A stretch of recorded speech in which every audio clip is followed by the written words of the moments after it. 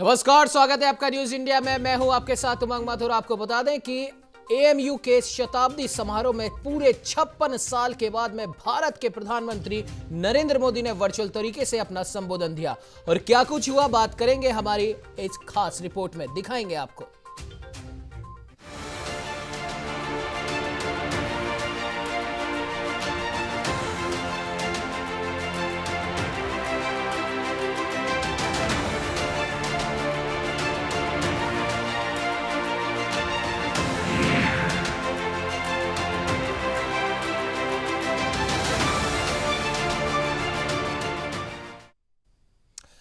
जी हां, अलीगढ़ मुस्लिम विश्वविद्यालय आज अपना शताब्दी समारोह मना रहा है। एएमयू के 100 साल पूरे होने पर शताब्दी समारोह में प्रधानमंत्री नरेंद्र मोदी ने वर्चुअल तरीके से संबोधित किया। अपने संबोधन में पीएम मोदी ने एएमयू के योगदान की तारीफ की, साथ ही सबका साथ, सबका विकास और सबका विश्वास के मंत्र को एक बार फिर याद दिलाया। पीएम मोदी ने अपने संदेश में कहा कि जो भी देश का है वो देश के हर नागरिक का है और संविधान के तहत सभी को अधिकार भी मिले हैं। पीएम मोदी ने कहा कि कुछ वक्त पहले एएमयू के एक पूर्व छात्र ने उनसे बात करते हुए बताया कि कभी मुस्लिम बेटियों का स्कूल से ड्रॉप आउट रेट 70% से भी अधिक था और कई दशकों से ऐसी ही स्थिति थी, लेकिन स्वच्छ भारत मिशन के बाद अब यह घटकर 30% तक रह गया है। आपको बता दें कि एएमयू के लिए आज दिन सिर्फ इसलिए खास नहीं है कि यूनिवर्सिटी अपने 100 साल मना रही है, बल्कि इसलिए भी खास है क्योंकि साल 1964 में लाल बहादुर शास्त्री के बाद से यहां किसी भी प्रधानमंत्री ने भाषण नहीं दिया। भारत के पहले प्रधानमंत्री रहे जवाहरलाल नेहरू ने भी कभी भी यहां पर भाषण नहीं दिया। करीब 56 साल बाद प्रधानमंत्री नरेंद्र मोदी ने अपना संबोधन दिया।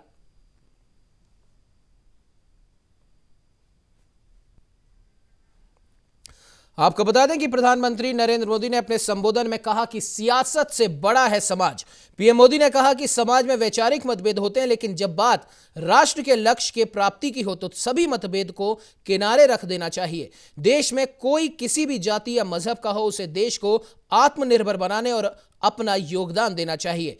पीएम मोदी ने कहा कि एएमयू से कई सेनानी निकले हैं जिन्होंने अपने विचारों से हटकर देश के लिए जंग लड़ी। पीएम मोदी ने कहा, सियासत सिर्फ समाज का एक हिस्सा है, लेकिन सियासत सत्ता से अलग देश का समाज होता है। ऐसे में देश के समाज को आगे बढ़ाने के लिए हमें सतत कोशिश करते रहने चाहिए। प्रधानमंत्री नरेंद्र मोदी ने कहा कि जब हम एक लक्ष्य के साथ आगे बढ़ेंगे तो कुछ तत्व ऐसे होते हैं जिन्हें इससे दिक्कत होगी। वो तत्व हर समाज में है, लेकिन हमें इन सब से आगे बढ़कर देश के लिए काम करना चाहिए। पिछली शताब्दी में मतभेदों के नाम पर काफी वक्त जाया हो गया, लेकिन अब वक्त न गवाते हुए नए भारत और आत्मनिर्भर भारत के लक्ष्य को पूरा करना है।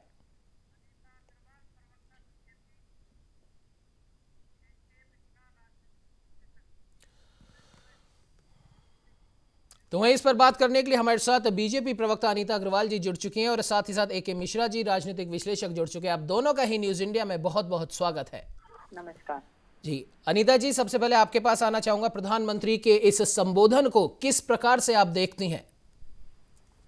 देखिए, प्रधानमंत्री नरेंद्र मोदी जी ने हमेशा ये कहा है, सबका साथ, सबका विकास और सब पर विश्वास जी। और उन्होंने हमेशा कभी किसी एक मजहब के लिए नहीं बोला। उन्होंने यही बोला है 125 करोड़ देशवासियों में सबका, वो प्रधानमंत्री सबके हैं, किसी एक के नहीं। और वो कई कई विश्वविद्यालयों में जा चुके हैं। या लखनऊ में भी अम्बेडकर विश्वविद्यालय में आए थे तो भी उन्होंने यही चीज बोली थी कि वो तो छात्रों को कहते हैं कि आप जो है समाज का हिस्सा है, आप नई सोच है, आप नई सोच के अनुसार आगे बढ़ सकते हैं, लोगों को जोड़ सकते हैं। ये सब चीजों से जो आज राजनीति हो रही है, जात बिरादरी की, इसकी उसकी, उससे बहुत दूर सोच रखनी चाहिए सबके साथ के लिए कि हम सब एक है। और ये उन्होंने हमेशा सभी को बोला है और वो इसी सोच के अनुसार आज अगर वो उस यूनिवर्सिटी में गए हैं तो वहाँ के छात्रों को भी अच्छा लगा होगा और लोगों को भी, जनता को भी अच्छा लगा है। कम से कम आज इतने समय बाद एक प्रधानमंत्री फिर ऐसे विश्वविद्यालय में गए जहाँ जो हमेशा विवादित विश्वविद्यालय रहा करता है, उसमें भी उनका इतना सम्मान हुआ, सब कुछ हुआ, तो बहुत अच्छी बात है। कम से कम सोच बदल रही है, नई पीढ़ी की भी सोच बदल रही है और जनता की भी सोच बदल रही है। उनको लग रहा है कि हम सब अगर यूनाइट होकर रहेंगे तो भी हमारा देश तरक्की करेगा, जनता तरक्की करेगी और हमारा देश आगे बढ़ेगा और विकास के रास्ते पे आगे बढ़ेगा, जहाँ की पूरे विश्व में भारत का एक अपना नाम होगा कि देखिए यहाँ की सभ्यता, यहाँ की संस्कृति, यहाँ की सारे लोग मिल के जैसे रहते हैं, एक बड़ी बात है। और इस बात को हम लोग चाहते हैं कि बात बनी रहे, अच्छा रहे और सबके बीच में एक अब गुलदस्ते की तरह हिंदुस्तान दिखे, पूरा जैसे गुलदस्ता है वैसे हमारा एक हिंदुस्तान है। जी बिल्कुल अनीता जी, आपने बिल्कुल सही कहा। कहीं ना कहीं प्रधानमंत्री नरेंद्र मोदी ने एएमयू के 100 साल पूरे होने पर अपना जो वर्चुअल संबोधन दिया है वो अपने आप में काफी मायने भी रखता है। खैर मिश्रा जी, आपके पास मैं आना चाहूंगा। आज दो महत्वपूर्ण घटनाएं हुई हैं। एक तो पूरे 56 साल बाद देश के प्रधानमंत्री ने एएमयू को संबोधित किया और दूसरी प्रधानमंत्री नरेंद्र मोदी को अमेरिका के लीजन ऑफ मेरिट अवार्ड से भी सम्मानित किया गया है। खैर अगर बात करें हम भारत की, एएमयू के 100 साल पूरे होने पर पूर्व प्रधानमंत्री माफ कीजिएगा जवाहरलाल नेहरू ने भी, जो कि देश के पहले प्रधानमंत्री हैं, उन्होंने भी एएमयू में भाषण नहीं दिया था। लाल बहादुर शास्त्री जी के बाद में नरेंद्र मोदी जी दूसरे प्रधानमंत्री हैं जिन्होंने ऐसा किया। किस प्रकार से देखते हैं आप इसको और क्या कुछ इसके आगे जाकर राजनीतिक मायने निकल सकते हैं? मिश्रा जी। 100 साल की परिपक्वता शिक्षा जगत में हासिल करने से सबसे पहले तो मैं एएमयू विश्वविद्यालय, वहां के कुलपति, सभी कार्यरत अध्यापकों और छात्राओं, छात्र संघ के नेताओं को बधाई देना चाहता हूं। ये देश की तरफ से बधाई है, मीडिया की तरफ से बधाई है जी। हमारे जो पैनलिस्ट बैठी हुई है बीजेपी प्रवक्ता, इस ऐतिहासिक मौके की बहुत साधारण व्याख्या की है। थोड़ा सा मुझे टाइम दीजिएगा जी। हमेशा से ये चर्चा होती रहती है कि मुसलमान काफी पिछड़े हैं और हो सकता है ये वास्तविक भी हो, मैं मानने के लिए तैयार हूँ। टर्की को याद करिए, जब प्रिंटिंग प्रेस लगभग 200-300 साल पहले जर्मनी में इजाद हुआ था तो टर्की के खलीफा ने एक फतवा दिया कि ये इस्लाम में हराम है और इसको यूज नहीं करना चाहिए, जिसके कारण 100-200 सालों तक मुस्लिम वर्ल्ड ने टेक्नोलॉजी को यूज ही नहीं किया, वो पिछड़ते चले गए। दुनिया अखबारों में आ गई, मैगजीन छपने लगी। यहाँ पर भी इसी विचारधारा से ओतप्रोत होकर के सर सैयद अहमद शाह ने इस विश्वविद्यालय की स्थापना की थी। सारे लोगों का प्रतिरोध झेलते हुए कई लोगों ने ये प्रतिरोध किया था कि भाई यहाँ पर अंग्रेजी की पढ़ाई होगी जो इस्लाम के खिलाफ है, लेकिन वो इस चीज को समझते थे कि मुस्लिम वर्ग के युवा और युवतियों का मुस्तकबिल कैसे इंश्योर किया जाएगा, उनका भविष्य कैसे बनेगा। समाज के सारे लोगों का प्रतिरोध झेलते हुए उन्होंने स्थापना की, लेकिन 100 सालों तक भी ये विश्वविद्यालय अपने मुकाम को नहीं पा सका था। आज जब यहाँ पे प्रधानमंत्री गए हैं तो 2-3 मामलों में बहुत महत्वपूर्ण है। गंगा जमुनी जो तहजीब है उसका असली मामले में आप ये देखिए, एक तरीके से शिलान्यास होता हुआ मैं देख रहा हूँ, स्पेशली छात्रों के बीच में। कमी थोड़ी सी ये रह गई है मैनेजमेंट की तरफ से भी, एएमयू के मैं ये बोलूंगा, और प्रधानमंत्री बीजेपी की तरफ से भी, कि मैंने प्रोग्राम को देखा नहीं। अगर सरस्वती वंदना से ये प्रोग्राम की शुरुआत हुई होती अलीगढ़ मुस्लिम यूनिवर्सिटी में, तो अभी तक जो गंगा जमुनी तहजीब थी वो गंगा जमुनी सरस्वती की त्रिवेणी बन गई होती।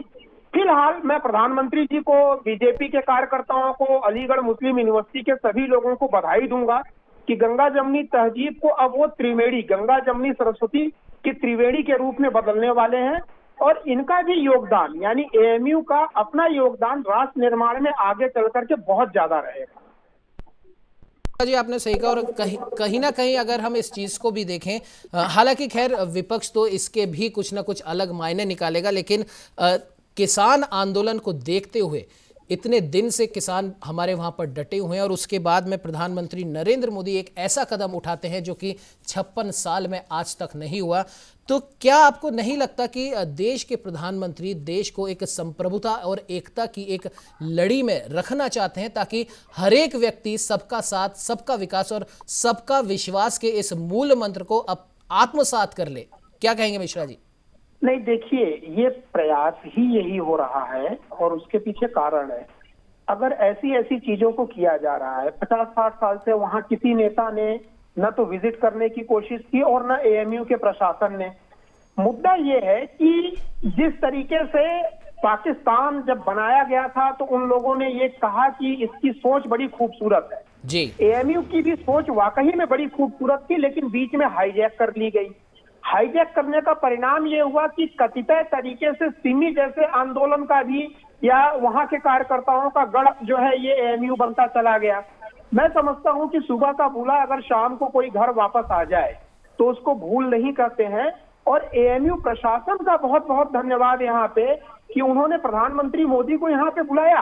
बाकी के लोग तो जाने को भी, और प्रधानमंत्री की भी आप ये देखिए कि उन्होंने भी सहर्ष स्वीकार किया इस निमंत्रण को। जी। मैं धन्यवाद देना चाहूंगा।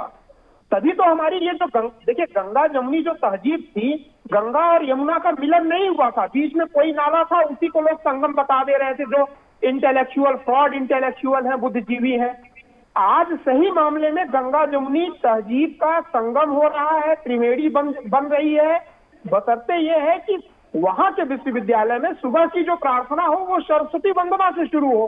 तो ये गंगा जमुनी जो संगम है, जो गंगा जमुनी संगम वाली तहजीब है, इसको हम गंगा जमुनी और त्रिवेणी सरस्वती की त्रिवेणी वाली तहजीब हम बनाना चाहते हैं। इसकी शुरुआत प्रधानमंत्री ने कर दी है। जी बिल्कुल मिश्रा जी, आपने सही कहा। कहीं ना कहीं जो भारत की जो गंगा जमुनी तहजीब है उसको आगे बढ़ाया है प्रधानमंत्री नरेंद्र मोदी ने। खैर अनीता जी, आपके पास मैं आना चाहूंगा। एक तरफ तो देश में डीडीसी चुनावों की गिनती शुरू हो चुकी है। 370 हटने के बाद में जम्मू कश्मीर में पहली बार, ठीक है भले डीडीसी चुनाव हो, वहां की म्युनिसिपल कमेटी के चुनाव हो, लेकिन चुनाव हो रहे हैं और लोकतंत्र के हिसाब से हो रहे हैं। एक तरफ तो 370 हटने के बाद में जम्मू कश्मीर में डीडीसी चुनाव होना, दूसरी तरफ प्रधानमंत्री का एएमयू को संबोधित करना जो कि 56 साल के बाद हो रहा है, और तीसरी तरफ जैसे मैंने मिश्रा जी से भी पूछा था, भारत के प्रधानमंत्री को अमेरिका का लीजन ऑफ मेरिट अवार्ड मिलना। कहीं ना कहीं ये तीनों घटनाओं को अगर हम मिलाकर देखें तो तीनों ही घटनाएं कहीं ना कहीं न सिर्फ भारत के लिए, केंद्र सरकार के लिए, बल्कि भारत के हर एक नागरिक के लिए काफी महत्वपूर्ण है। क्या कहेंगे अनीता जी? बिल्कुल सही कह रहे हैं। जब से हमने देखा है कि मोदी जी आए हैं प्रधानमंत्री बनके, पूरे विश्व में मोदी जी की काफी प्रशंसा, और इन्होंने काफी अच्छे काम भी किए हैं, जनता के लिए काम किए, गरीब जनता के लिए किए। और सबसे बड़ी बात, ऐसी छोटी छोटी मतलब चीजें जिसकी मतलब पहले कोई कल्पना भी नहीं करता था, जैसे बहुत छोटी सी, उसमें लोगों ने बड़ा मजाक बनाया था शौचालय के लिए। उन्होंने छोटी छोटी चीज को निर्धारित किया कि जगह शौचालय होने चाहिए महिलाओं के लिए। उन्होंने आवास की व्यवस्था, उन्होंने जो योजनाएं लेकर आए थे, उसका मेन कारण मैं बता सकती हूँ। सबसे बड़ा मेन कारण ये है कि प्रधानमंत्री खुद ऐसे तबके से आए हैं, बहुत गरीब परिवार से है, जिनको सारी जरूरतें मालूम है कि क्या जरूरतें होती है, कि आम आदमी की, आम व्यक्ति की क्या जरूरतें होती हैं, और कैसे हम लोग को रहना चाहिए, कैसे पूरा उनके असल में वो इस चीज को अच्छे से मंझे हुए व्यक्ति जो कह सकते हैं, वो हमारे प्रधानमंत्री। इसीलिए उन्होंने आज देश को एक सूत्र में बांधने की बात करते हैं। तभी उन्होंने कश्मीर में भी कहा कि हम सब कश्मीर समस्या का जिससे समय से चल रहा था धारा 370 वाला, उसको एकदम से हटा देना, उसके बाद लोकतंत्र के को नजर रखते हुए उसमें चुनाव करा देना, ये बहुत बड़ी बात है। और सबसे बड़ी बात ये आप देखते हैं कि अलीगढ़ यूनिवर्सिटी का हमेशा कुछ ना कुछ अलग से इसका हमेशा आता रहता था, उसमें जाके अपनी बातों को रखना। और इतने समय बाद मतलब इस यूनिवर्सिटी ने इनको इनवाइट किया, ये बात मिश्रा जी की बिल्कुल सही है, और प्रधानमंत्री जी का भी उसको स्वीकार किया, ये बहुत बड़ी बात है। और सबसे बड़ी बात ये भी है कि आज जो अमेरिका कभी इनको कहता था मैं वीजा नहीं दूंगा, ये आज वो अमेरिका इनको सम्मान कर रहा है, ये हमारे लिए गौरव की बात है, भारत देश के गौरव की बात है, इस देश की जनता के लिए गौरव की बात है, जिन्होंने इतना अपना मुहबुल वोट मोदी जी को दिया, उनको प्रधानमंत्री चुना। हमारे देश के लिए एक मिसाल है, और ये पूरे विश्व के लिए हमारा भारत देश है। मैंने कहा ना, ये हमारा भारत देश एक गुलदस्ता है, जहाँ पे तरह तरह के लोग सब लोग इकट्ठित होकर एक सुंदर सा गुलदस्ता तैयार होता है, जो पूरे विश्व में अलग से महकता है। और वो हमारे प्रधानमंत्री उस गुलदस्ते को दिखा रहे कि इतना हमारा गुलदस्ता है, ये महक रहा है, इसकी महक को हम लोग को बरकरार रखना है, और उनको ये आगे उनकी जो प्रेरणा है हम लोग के साथ सही हो, हम सब एक साथ है, सबका साथ, सबका विश्वास और सब पर भरोसा करके चलना, जो प्रधानमंत्री की आदत है, ये बहुत अच्छी है। और विदेश आज काफी विकास के रास्ते पे आगे बढ़ चुका है। मैं ये नहीं कहती विकास पहले नहीं हुआ, विकास पहले भी हुआ है, विकास अब भी हो रहा है, और विकास अब ज्यादा तेजी से हो रहा है। जो गरीब व्यक्ति है उन तक विकास पहुंच रहा है, जो पहले गरीबी में लोग परेशान रहते थे, आज उनको आवास भी मिल रहे हैं, आज उनको सिलेंडर भी मिल रहे हैं, आज उनको बिजली भी मिल रही है, आज उनको स्वास्थ्य सेवा भी मिल रही है। आज वो कम से कम इस मामले में संतुष्ट है कि हमारे प्रधानमंत्री हमारा भी ध्यान रखते हैं। जी अनीता जी, लेकिन यहाँ पर एक सवाल यहाँ पर ज़रूर बनता है। ठीक है, बहुत अच्छी बात है और सब इसकी तारीफ भी कर रहे हैं कि एएमयू में 56 साल के बाद में भारत के प्रधानमंत्री ने अपना संबोधन दिया, और प्रधानमंत्री नरेंद्र मोदी सब इस चीज़ को जानते हैं कि गंगा जमुनी तहजीब को, जैसा कि मिश्रा जी ने भी बताया था, आगे बढ़ाने का ही उन्होंने एक और कदम उठाया है। और जाहिर सी बात है, जब वो हर एक की बात सुन रहे हैं, क्योंकि किसान आंदोलन चल रहे हैं, इसीलिए उसको भी नहीं भूलना चाहिए। तो अनीता जी, मैं आपसे भी ये जानना चाहूँगा, क्योंकि आपकी सरकार है, क्या किसानों की नहीं सुननी चाहिए? क्या किसानों के लिए न सिर्फ मध्य प्रदेश बल्कि हर प्रदेश के, देश के हर किसान को भी इसी तरीके से प्रधानमंत्री को ये चीज़ बता देनी चाहिए अच्छी तरीके से कि मैं आपके साथ हूं और आपको तकलीफ नहीं आने दूंगा, और आपके जो भी संशोधन है जो आप बोल रहे हैं उनको हम बैठकर बातचीत करके सुलझाएंगे? क्या आप नहीं मानती अगर प्रधानमंत्री खुद आगे बढ़कर इस प्रकार से कदम उठाए तो शायद ये गतिरोध भी टूटे? देखिए, प्रधानमंत्री जी ने पूरी तरीके से मन की बात में सारी बातें बताई है किसानों को। उन्होंने किसानों के लिए स्पेशल संबोधन किया है। उन्होंने कहा कि मैं आपके साथ हूँ और मैं गारंटी देता हूँ इस चीज की। उन्होंने एक एक चीज को बताया है। और सबसे बड़ी बात मैं आपको बताऊं, कई राज्यों में ये भी लागू भी हो गया है, मतलब चल रहा है। और उसमें जब बहस हुई थी तब अपोजिशन के भी सारे, मैंने कहा ना कि जो किसान आंदोलन चल रहा है उसमें मैं ये नहीं कहती कि सारे किसान नहीं है, लेकिन उसमें किसान के साथ साथ कुछ अराजक तत्व भी हैं और कुछ ऐसे राजनीतिक दल हैं जो बहला रहे हैं, जो बगला रहे हैं। क्योंकि हमारे विपक्ष को बिल्कुल बर्दाश्त नहीं हो रहा है कि प्रधानमंत्री की इतनी प्रशंसा क्यों हो रही है, वो इतने अच्छे कार्य क्यों कर रहे हैं। वो विपक्ष, मैं तो कहती हूँ देश के हित के लिए कोई काम होता है तो विपक्ष को उसका साथ देना चाहिए। और ये कानून तो कांग्रेस भी लाना चाहती थी और आज कांग्रेस को तो खुश होना चाहिए कि कम से कम हम जो लाना चाहते थे हम नहीं ला पाए, आज कम से कम हमारा बनाया हुआ कानून कम से कम ये सरकार ला रही है, उसको सपोर्ट करना चाहिए। चलिए, जवाब एक ही दो राज्य ऐसे हैं जहाँ पे कांग्रेस शासित राज्य है, वहाँ पे थोड़ा सा, बाकी आप देखिए सब राज्यों के लोग किसान साथ में है। और प्रधानमंत्री आज कह रहे वार्ता का रास्ता खुला है, आप जब चाहे वार्ता कर सकते हैं, जो संशोधन देना चाहे वो दे सकते हैं, हम उसको संशोधन कर सकते हैं, आप हमें सुझाव दीजिए, हम संशोधन कर देंगे। और बाकी वो अब किसानों से मिल भी रहे हैं, चौपाले भी हो रहे हैं, हमारे सब कार्यकर्ता जा रहे हैं और किसान काफी हद तक सहमत हैं इससे। चलिए ठीक है, जवाब ले लेते हैं। संदीप त्रिपाठी जी हमारे साथ जुड़ चुके हैं, प्रवक्ता है कांग्रेस के। संदीप जी बहुत बहुत स्वागत है न्यूज इंडिया में। जी संदीप जी, 56 साल के बाद में भारत के प्रधानमंत्री नरेंद्र मोदी ने एएमयू के शताब्दी समारोह पर संबोधन अपना दिया है। बच्चों से वो जुड़े हैं, उनसे कनेक्ट उन्होंने करा है। किस प्रकार से देखते हैं इस घटना को? देखिए, पहली बात तो मोदी जी मन की बात करते हैं जी, जन की बात करते ही नहीं है, वो अपनी मन की बात कहते हैं। और हमारे बुजुर्ग और हमारे धर्मों में लिखा है कि मन चंचल होता है जी, तो वो चंचल मन भटक कर अडानी और अब्बानी के पास पहुंच जाता है। दिक्कत ये है, वो छोटे आदमियों के पास आना नहीं चाहता, किसानों के पास नहीं आना चाहता, बेरोजगारों के पास नहीं आना चाहता। देखिए अनीता जी, देखिए आप पहली बात तो 15 मिनट हम ऐसे ही लेट हैं, मतलब क्या चाहती हैं आप लोग? तो उनकी हत्या कर देना चाहते हैं। बोलिए संदीप जी। संदीप जी, अनीता जी एक मिनट। संदीप जी सुनिए, चर्चा एएमयू के शताब्दी समारोह पर प्रधानमंत्री के संबोधन पर है, अडानी अंबानी पर नहीं है, तो कृपया इसी विषय पर रहिए। संदीप जी। बिल्कुल बिल्कुल, हम उसी संबोधन पर आ रहे हैं। हम यही कह रहे हैं कि आप कह रहे हैं कि उस पर आप वो संबोधन दे रहे हैं, एएमयू के संबोधन को उस पर संबोधन दे रहे हैं। हम ये कह रहे हैं कि आप और जो जरूरी मुद्दे हैं उस पर बात क्यों नहीं कर रहे हैं? इसलिए अडानी अंबानी की बात इसलिए आ रही है क्योंकि आपका जो दायरा है, आपकी नीतियां हैं, वो सिर्फ उन्हीं तक सीमित रखे गई हैं और उसका फायदा उनको हुआ है। आज जब देश की जीडीपी 24% नीचे है, उनकी संपत्ति 400 गुना बढ़ती है। ये कैसे होता है? संदीप जी, एएमयू के संबोधन में अडानी अंबानी जी का क्या लेना देना है? जी जी, मैं बता रहा हूँ जी। एएमयू के संबोधन में प्रधानमंत्री जी ने कहा है कि सियासत से ऊपर उठकर बात होनी चाहिए। एएमयू के बच्चों को कहा है कि आप जितने भी हमारे स्वतंत्रता सेनानी है, भले ही वो किसी भी धर्म किसी भी समाज के हों, उनके बारे में आप पढ़िए, एक साथ आइए, देश को आगे बढ़ाने में आप अपना भी योगदान कीजिए। इसमें अडानी अंबानी कहां से आ गए? मतलब क्या मोदी जी ये मानते हैं कि देश को आगे बढ़ाने में उनका योगदान नहीं है, एएमयू का योगदान नहीं है? क्या वो ये मानते हैं? मतलब आप ये क्यों कह रहे हैं कि आप आइए? इसका मतलब है कि आप ये मानते हैं कि अब तक वो आई नहीं है? आपकी यही मानसिकता। संदीप जी आप समझे नहीं, संदीप जी आप समझे नहीं, आप समझे नहीं संदीप जी। एएमयू के बच्चों से या किसी भी यूनिवर्सिटी के छात्रों से अगर कभी ये कहा जाता है कि आप इसको पढ़िए उसको पढ़िए, देश को आगे बढ़ाने में अपना योगदान दीजिए, इसका मतलब ये नहीं है कि उन्होंने आज तक ऐसा नहीं किया होगा। इसका मतलब ये है कि आप अपनी पढ़ाई को, अपनी नॉलेज को इस तरीके से गेन कीजिए, जब आप नौकरी करने लगेंगे या जब आप अपना व्यवसाय चुनेंगे तब देश कैसे आगे बढ़ेगा आपके इस कदम से, उस बारे में सोचिए, ये उन्होंने कहा। इसका मतलब ये नहीं है कि एएमयू प्रशासन देश को आगे बढ़ाने में सहयोग नहीं दे रहा, ये एएमयू का बच्चा देश को आगे बढ़ाने में सहयोग नहीं दे रहा, इसका मतलब ये कभी नहीं होता। बिल्कुल बिल्कुल ये बात वो बीएसयू में जाकर बीएसयू के यूनिवर्सिटी में गए हैं, कितनी बार उन्होंने कहा है कि आप इस चीज को पढ़िए और इस चीज में योगदान दीजिए।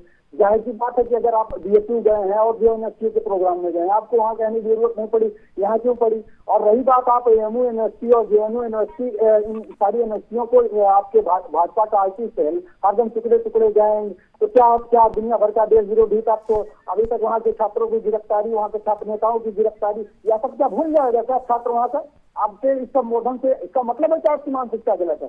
आप ये चीजें अगर कंसल्ट कर रहे हो, आप सिर्फ इतनी चीज को कह रहे हैं कि आप जो है आइए इनको पढ़िए उनको पढ़िए, आप किसी धर्म से, इसका मतलब आप ये मानते हैं कि वो एक पर्टिकुलर धर्म के हैं, जबकि ऐसा नहीं है। वहाँ पर अधिक छात्र अन्य धर्म के, हर धर्म का छात्र पढ़ता है, ऐसा कुछ नहीं कि वहाँ पर सिर्फ मुस्लिम पढ़ते हैं। लेकिन ये आपकी मानसिकता में है, आप क्या बताना चाहते हैं और लोगों को कि हाँ नहीं अभी तक नहीं है, अब हम आए हैं तो हम ये इस चीज को उठा रहे हैं। और रही बात एएमयू यूनिवर्सिटी की बात, अगर आप ये कह रहे हैं उसकी ग्रांट आपने कम कर दी, आप उठाकर रिकॉर्ड देख लीजिए, जो ग्रांट उसको मिलती थी उसको आपने क्यों कम कर दी? अगर आपकी मानसिकता ये नहीं है तो आपने उसकी सुविधाओं पर कमी क्यों लाई? अगर एएमयू यूनिवर्सिटी को आप सिर्फ ये नहीं समझते हैं तो आपके जो आईटी सेल है उनको आप समझाइए कि क्यों आप उनको टुकड़े टुकड़े ज्वाइन कहते हो। आप उनको ये क्यों कहते हो कि आप जो देश विरोधी तत्व हैं, ये आपके बीजेपी आईटी सेल के लोग कहते हैं। आप सोशल मीडिया उठाकर देख लीजिए, आज ही अगर मोदी जी गए हैं उनके आप ट्विटर पर जाएंगे तो उन्हीं के ट्वीट पे कम से कम जो है 50 ट्वीट ऐसे मिल जाएंगे जो आपको लगेगा कि हाँ बीजेपी आईटी सेल के लोग देश विरोधी बातें कर रहे हैं और वो एएमयू यूनिवर्सिटी को कह रहे हैं कि हाँ वो देश विरोधी लोग हैं।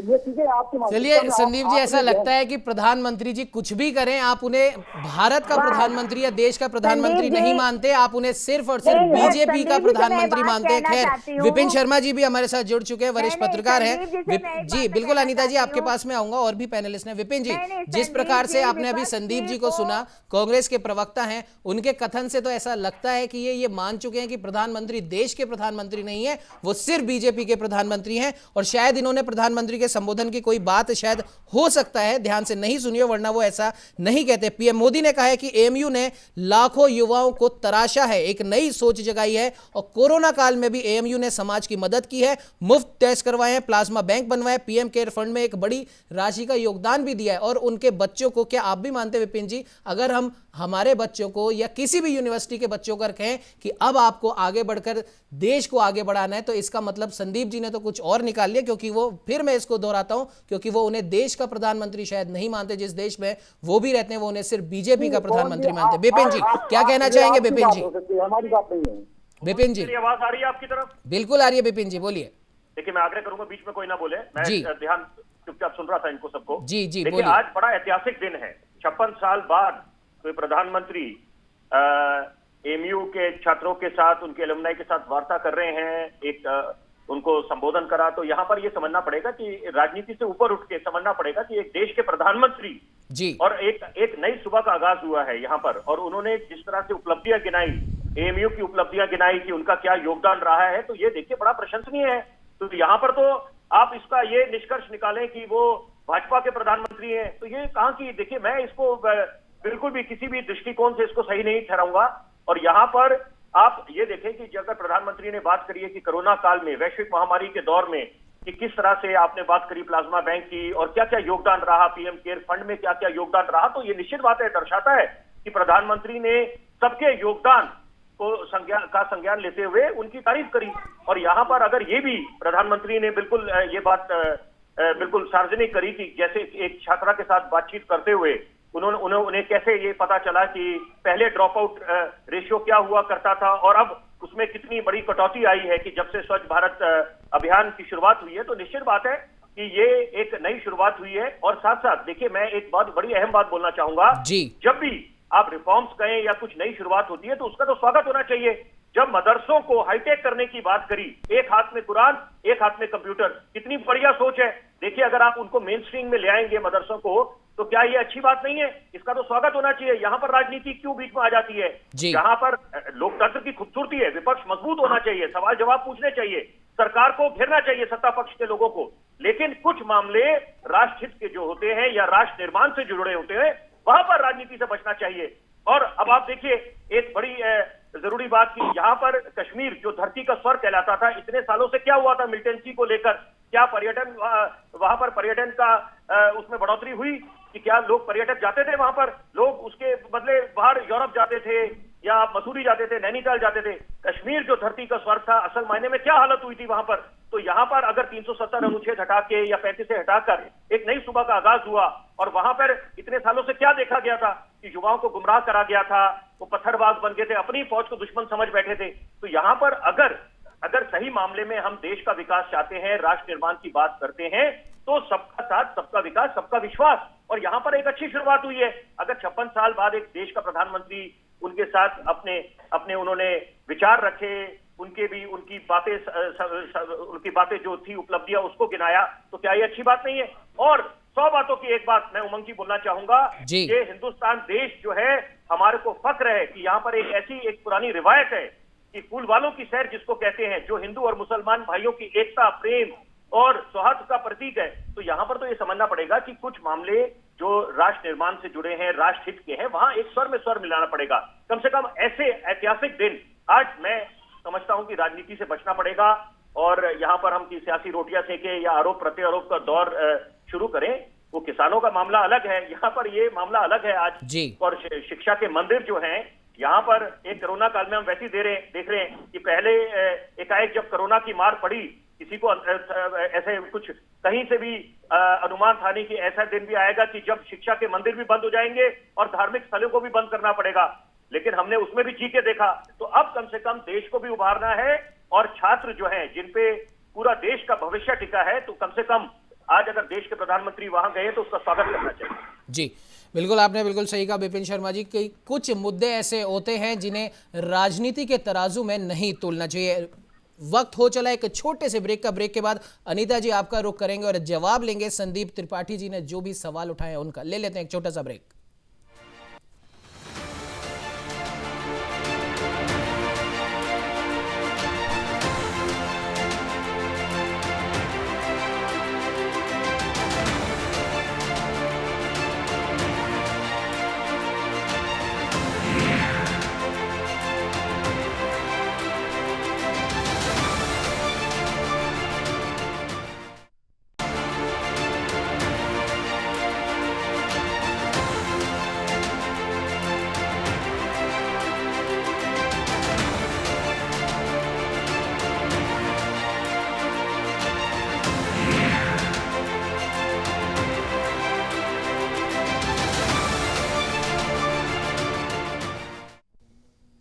ब्रेक के बाद स्वागत है आपका न्यूज इंडिया में। हम बात कर रहे हैं एएमयू के शताब्दी समारोह में 56 साल के बाद में प्रधानमंत्री नरेंद्र मोदी का संबोधन। देश के ऐसे वो दूसरे प्रधानमंत्री बने जिन्होंने एएमयू में अपना संबोधन दिया, भले ही वर्चुअल तरीके से लिया। अनीता जी का मैं रुख करूंगा, संदीप त्रिपाठी जी के सवालों के कुछ जवाब उनसे लूंगा, लेकिन उससे पहले आइए दिखा देते हैं क्या कुछ कहा प्रधानमंत्री नरेंद्र मोदी ने।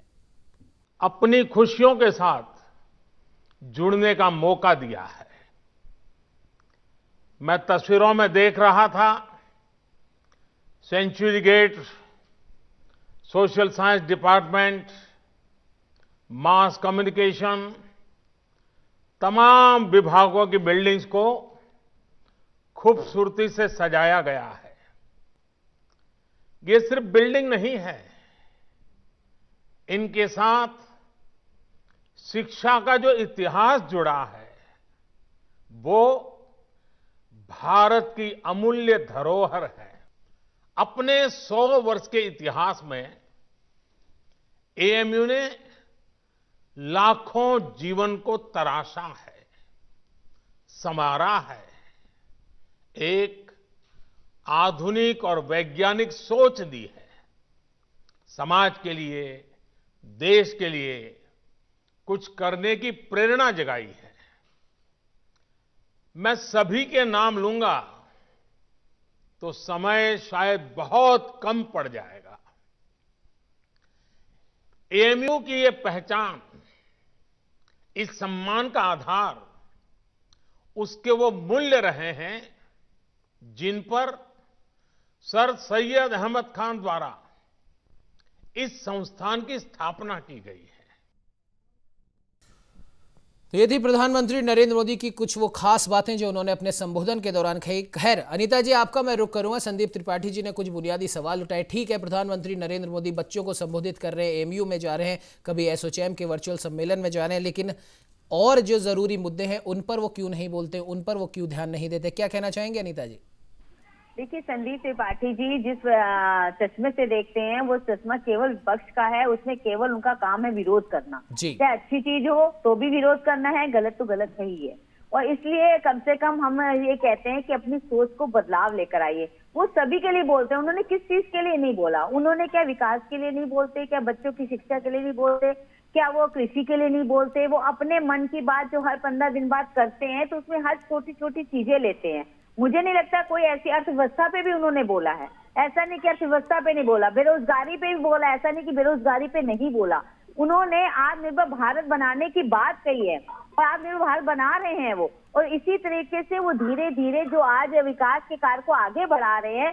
सबसे बड़ी बात है कि मैं विपक्ष को केवल एक बात कहना चाहती हूँ कि आप विपक्ष का मजबूत होना चाहिए, बहुत मजबूत, ताकि कोई भी पक्ष अगर कोई गलत करता है तो उसका एक जवाब होना चाहिए। हम विपक्ष को की इस मामले में प्रशंसा करते हैं, लेकिन विपक्ष को भी ये सोचना चाहिए कि जो पक्ष वाली सरकार है वो अगर अच्छा काम कर रही है तो उसमें तो उनका साथ देना चाहिए। ये हमेशा देखिए टुकड़े टुकड़े गैंग का इन्होंने साथ दिया। अजमल हम शर्मिंदा है, तेरे कातिल जिंदा, उसमें राहुल गांधी जी पहुंच जाते हैं और ट्विटर की राजनीति करते हैं। अरे देशद्रोही जो है, जो देश के हित के काम नहीं करता, चाहे वो किसी भी बिरादरी का हो, किसी भी जात का, उसको खुल के विरोध करना चाहिए। उसमें आप ये क्यों सोचते हैं कि मुसलमान है, ये हिंदू है, ये सिख है, ईसाई है? वो जो भी है वो देश का दुश्मन है, वो किसी भी मजहब का हो, किसी भी जाति का हो। उसके के साथ जब कांग्रेस इस तरह के लोग जब खड़े होते हैं तो तब शंका पैदा होती है।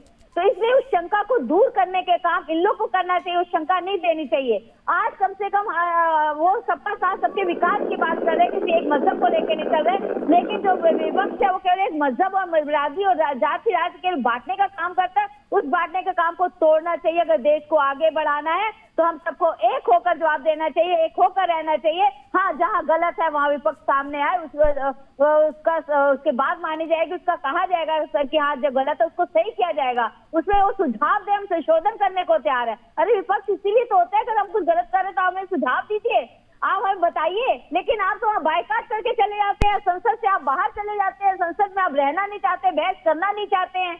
आप जब कृषि का बिल पास हुआ तो राहुल गांधी क्यों नहीं थे वहाँ पे? क्यों चले गए थे? वो क्या विपक्ष के नेता नहीं थे कि उनको बैठना नहीं चाहिए, उनको बात नहीं करनी चाहिए? क्यों नहीं बैठते? और आज उसके 8 महीने बाद, मार्च अप्रैल के बाद आज उनको याद आ रहा है कि ये खामियां है ऐसे। उस समय आप सबसे बड़ी बात है विपक्ष जो है अपने काम पे बिल्कुल फेल्योर है। वो उसको अपना ये लगता है कि हम पक्ष में हैं, हम सत्ता में हैं। उनका सत्ता का मद अभी तक गया नहीं है। उस सत्ता के मद से उनको बाहर निकलना पड़ेगा, अपनी जिम्मेदारी समझनी पड़ेगी। और विपक्ष का काम कोई विरोध करना नहीं है, विपक्ष का काम कहीं कहीं जहाँ सही है उसका समर्थन करना भी है। जैसे हम विपक्ष में रहते हुए भी समर्थन करते थे। इन्होंने जो निर्भया कानून बनाया हमने उसका समर्थन किया। जब इंदिरा गांधी ने बाहर बांग्लादेश में झगड़ा गया तब हमने उसका साथ दिया। और आज नरसिम्हा राव ने भी उस समय अटल बिहारी वाजपेयी को भेजा था। ये विपक्ष का काम होता है, विपक्ष का काम होता है कि विपक्ष को भी अपने साथ लेके चलने वाली बात होती है, विपक्ष को भी अपने साथ। ये लोग को आज जो विपक्ष की राजनीति हो रही है ये केवल एक छोटी छोटी चीजों पे, जात बिरादरी पे, मजहब पे हो रही है, गलत है। इसको दूर करना चाहिए, इसको एक होकर आना चाहिए। जी बिल्कुल। संदीप जी, जिस प्रकार से अभी आपने एएमयू पे प्रधानमंत्री नरेंद्र मोदी ने अपना संबोधन दिया उसमें भी आपने राजनीति ढूंढ ली कि वो और दूसरे मुद्दे पे क्यों नहीं बात करते। अनीता जी ने बता दिया, उन्होंने तमाम ऐसे मुद्दों पर बात करी है। लेकिन एक सवाल संदीप जी मैं आपसे भी पूछना चाहता हूं कि आखिरकार 56 साल क्यों लग गए किसी प्रधानमंत्री को एएमयू में जाने के लिए? क्या इसका जवाब आप दे पाएंगे संदीप जी? देखिए, एएमयू यूनिवर्सिटी जो है पहली बात तो एक ट्रस्ट यूनिवर्सिटी है जिसे केंद्रीय विश्वविद्यालय का दर्जा हम ही ने दिया है। और रही बात आप कह रहे हैं कि जाने की, तो कोई जरूरी नहीं है कि सारे क्या मोदी जी जितनी यूनिवर्सिटी है सारे यूनिवर्सिटी में होकर चले आए हैं क्या? बहुत से प्रोग्राम होते हैं। नहीं संदीप जी, ये सवाल आपसे इसलिए पूछा क्योंकि आपने इसमें भी राजनीति देख ली, आपने इसमें भी धर्म देख लिया, आपने इसमें भी जात पात देख ली। इसलिए मैं आपसे पूछ रहा हूँ कि क्यों 56 साल लग जाते हैं किसी प्रधानमंत्री को, देश के सबसे महत्वपूर्ण व्यक्ति को किसी ऐसी यूनिवर्सिटी में जाकर अपना भाषण देने में, जिस पर आप सवाल उठा रहे हैं आज प्रधानमंत्री नरेंद्र मोदी ने अगर उसमें अपना भाषण दिया है तो। इसलिए सवाल मैं आपसे पूछ रहा हूँ। बहुत अच्छी बात है, मोदी जी ने क्या किसी के सवालों का जवाब दिया क्या? तो मतलब जो मोदी जी करेंगे आप भी वही करेंगे, आप ये कहना चाहते हैं? अरे अब सुनिए, अगर जो मोदी जी करेंगे आप भी वही करेंगे, आप ये कहना चाहते हैं? तो बहुत अच्छी बात है, फिर तो उनकी हर चीज में समर्थन दीजिए।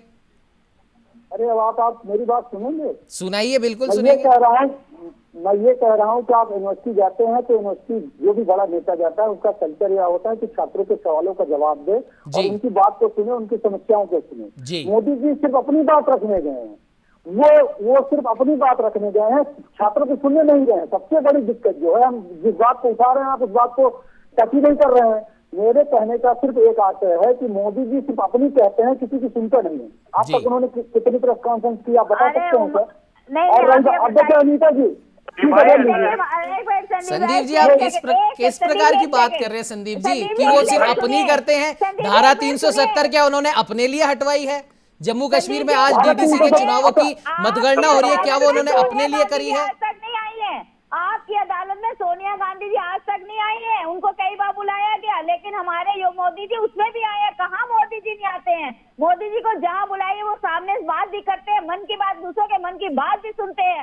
आप अपने किसानों के बीच ना राहुल जी आए, कभी सोनिया जी आई है, क्या बात कर रहे हैं? कभी आप अपने आप केवल झूठे की राजनीति से बाहर निकलिए। चलिए ठीक है अनीता जी, हालांकि संदीप जी ने जो अभी एक बात कही उसका तो हम भी समर्थन करते हैं कि किसानों के बीच में ही नहीं सही, लेकिन दिल्ली बॉर्डर पे जो भी किसान डटे हुए हैं उनको भी जरूर पीएम मोदी को संबोधित करना चाहिए। लेकिन खैर ये चर्चा का विषय नहीं है, चर्चा का विषय है एएमयू का शताब्दी समारोह, उसमें पीएम मोदी का समर्थन, जिसमें संदीप जी आपने उसमें भी राजनीति देख ली। संदीप जी मेरी बात आ जाने दीजिए।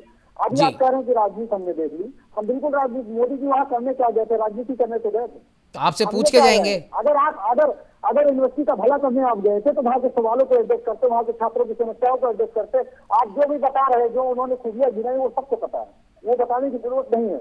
आप इतिहास इसका बता रहे हैं, वो सब कोई भी गूगल खोल कर पढ़ सकता है। आप इस चीज के लिए नहीं गए थे, आप प्रधानमंत्री हैं, वहाँ के छात्रों की जो समस्याएं हैं उनको लेते, आप एड्रेस करते, आप उनके सवालों को लेते। लेकिन नहीं, आपको सिर्फ पॉलिटिक्स करना है, हर जगह जाकर राजनीति करनी है। आप मदरसे के आधुनिकरण की बात करते हैं, संस्कृत पाठशाला की क्यों नहीं करते? अभी तक आप हिंदू साम्राज्य संदीप जी क्या बात कर रहे हैं आप? चलिए खैर ठीक है संदीप जी, आप क्या बात कर रहे हैं? आप समझ रहे हैं? अगर मान लीजिए, चलिए आपकी ही बातों को मैं ले लेता हूं, मदरसों का हाईटेक करते हैं तो आपको प्रॉब्लम, आप कह रहे हैं संस्कृत विद्यालयों का क्यों नहीं करते? और अगर सिर्फ वहीं का करेंगे, उनका नहीं करेंगे, तो आप बोलेंगे कि प्रधानमंत्री तो धर्म देखकर काम करे। किस प्रकार की बात कर रहे हैं संदीप जी? खैर और भी पैनलिस्ट हमारे पास में है। अनीता जी संदीप जी, पूरी राजनीति तो आप करते हैं। ठीक है अनीता जी संदीप जी, और भी पैनलिस्ट हमारे पास में है, उनसे भी बात करनी है। अनीता जी संदीप जी, आप दोनों से मैं बोलूंगा, एक एक करके अगर बोलेंगे तो ही इस चर्चा का कुछ समाधान जो आप चाहते हैं उस हिसाब से निकल पाएगा। लेकिन खैर संदीप जी, अनीता जी, और भी पैनलिस्ट हमारे साथ में। मिश्रा जी आपका मैं रुख करूंगा, बहुत देर से आप दोनों को ही सुन रहे हैं, क्या कहना चाहेंगे मिश्रा जी आप, विशेष तौर पे संदीप जी की बात का? देखिए, संदीप त्रिपाठी जी और जो बीजेपी की प्रवक्ता मैम बैठी हुई है अनीता, क्योंकि ये लोग पॉलिटिकल पार्टी से हैं, इसलिए पॉलिटिकल एनालिसिस ये ज्यादा कर रहे हैं। इस गंभीर विषय का जो भार है, वजन है, महत्व है, इन्होंने इसको कम कर दिया जी। दो तीन चीजें मैं नोट कर रहा था, मैं नीचे से चलूंगा। संदीप त्रिपाठी जी ने बोला कि अगर मदरसों का आधुनिकीकरण हो रहा है तो संस्कृत विद्यालयों का क्यों नहीं हो रहा है। मैं उदाहरण दूंगा, आसाम की सरकार ने अभी ये डिसाइड किया है कि मदरसों का आधुनिकीकरण होगा, उसके साथ साथ सेम रूल अप्लीकेबल है, संस्कृत के जो विद्यालय हैं उन पे भी अवेलेबल है। ये खबर थी, आप पढ़ लीजिएगा। सरकार की बात कर रहे हैं संदीप जी एक सेकंड, संदीप जी उनको बोलने दीजिए, बहुत देर से वो आपकी और अनीता जी की बात सुन रहे हैं, उनको बोलने दीजिए। जो आइडियोलॉजी बीजेपी की सरकार है तो आप उसी को देखिए। हाँ, भारत सरकार ने कहीं पूरे भारत में ऐसा कानून नहीं बनाया कि पूरे भारत में मदरसों का वो होगा, स्टेट अपने लेवल पे कर रहे हैं। तो मैंने एक एग्जांपल दिया स्टेट का, मैं बता दूं आपको, बजट बता दूं कितना अल्पसंख्यक का बजट बढ़ा है। मैंने एक एग्जांपल आपको दिया, पूरे देश में करने में करवाने में टाइम लगेगा। सुन लीजिए, मेरी बात सुन लीजिए। दूसरी चीज, बार बार बात ये उठती है कि मन की बात करते हैं। मैं मानता हूँ कोरोना है, बहुत सारी चीजें हैं, फिजिकली जो है प्रेजेंट होना हर जगह अवेलेबल नहीं है, एक कहावत है, मन के हारे हार, मन के जीते जीत। भारत जब भी उठा है तो पहले मन की बात, मन को सशक्त करने से उठा हुआ है। इसीलिए मोदी जी मन की बात करते हैं और लोगों से भी उम्मीद करते हैं कि मन की बात को किया जाए, मन को मजबूत बनाया जाए। सुनिए, आगे सुन लीजिए आप। जो एएमयू है, मैं आपको बताऊं, ये बोल रहे हैं कि वहां क्यों नहीं गए। कुछ फिजिकल लिमिटेशन होती है सर। लाल बहादुर शास्त्री जी के बाद भी तो कितने सारे प्राइम मिनिस्टर और ये सब हुए थे। एक सबसे बड़ा फर्क जो मैंने नोट किया है वो ये किया है कि इसके पहले जितने नेता जाते थे, मुख्यमंत्री वगैरह या सारी पार्टियों ने जो छात्र विंग बनाया, अपना स्टूडेंट विंग बनाया, या विश्वविद्यालय से अगर वो विद्यालयों से कनेक्ट हुए तो केवल छात्रों की ऊर्जा का राजनीतिक प्रयोग किया। जी पत्थर फेंको, जी आंदोलन करो, जी रेल रोको। यहाँ पे आपने मोदी जी को ऐसी कोई बात करते हुए देखा? केवल और केवल कंस्ट्रक्टिव बातें हुई है कि ऊर्जा को राष्ट्र हित में कैसे प्रयोग किया जाए। तो राजनीति तो यहाँ हुई नहीं, बात कंस्ट्रक्टिव हो रही है, उसमें भी आप राजनीति कर रहे हैं। अरे कंस्ट्रक्टिव, मैं उदाहरण दूंगा, जितनी भी पार्टियां बनी है, छात्रों की ऊर्जाओं का गलत प्रयोग किया गया है। आप ये देखिए, चाहे सपा हो, बसपा हो, कांग्रेस हो, छात्रों की ऊर्जा का प्रयोग उन्होंने केवल आंदोलन करने में किया है।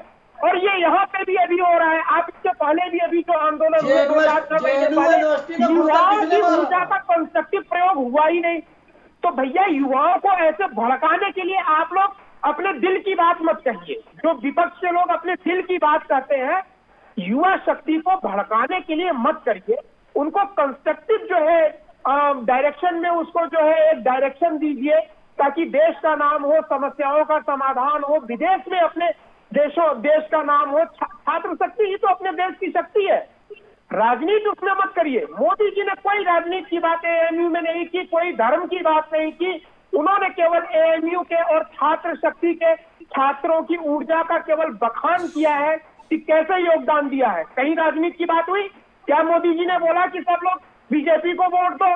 क्या मोदी जी ने बोला कि सब छोड़ करके सड़कों पे निकलो और बीजेपी के लिए प्रदर्शन करो?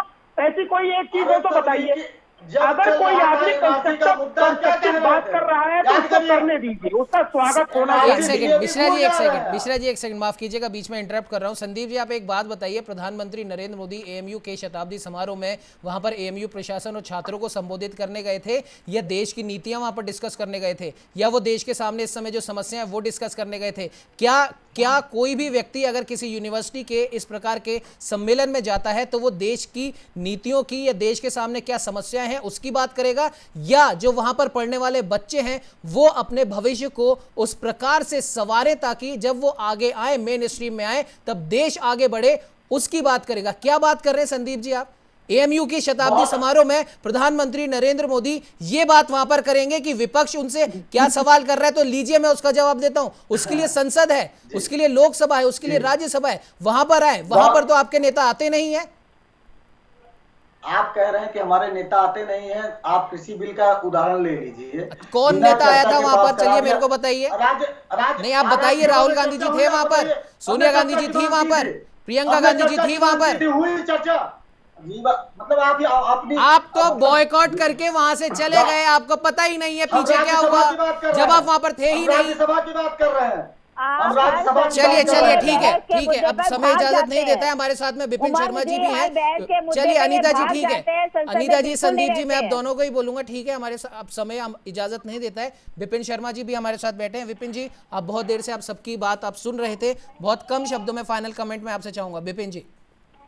देखिए, जनता जनार्दन है और ये पब्लिक सब जानती है जी कि कौन राजनीति करता है और कौन असल मायने में मंशा क्या है। देखिए, राजनीतिक दलों की राजनीति करने अच्छी बात है, लेकिन कुछ मामले, अब शिक्षा के मंदिरों की बात कर रहे हैं, और तो यहाँ पर राजनीति से बचना चाहिए। और अगर देखिए, देश के प्रधानमंत्री जब इतनी बड़ी एक अच्छी खूबसूरत बात बोली, हम लोग तो राजनीतिक विश्लेषक है, हमें राजनीति से कोई मतलब नहीं है।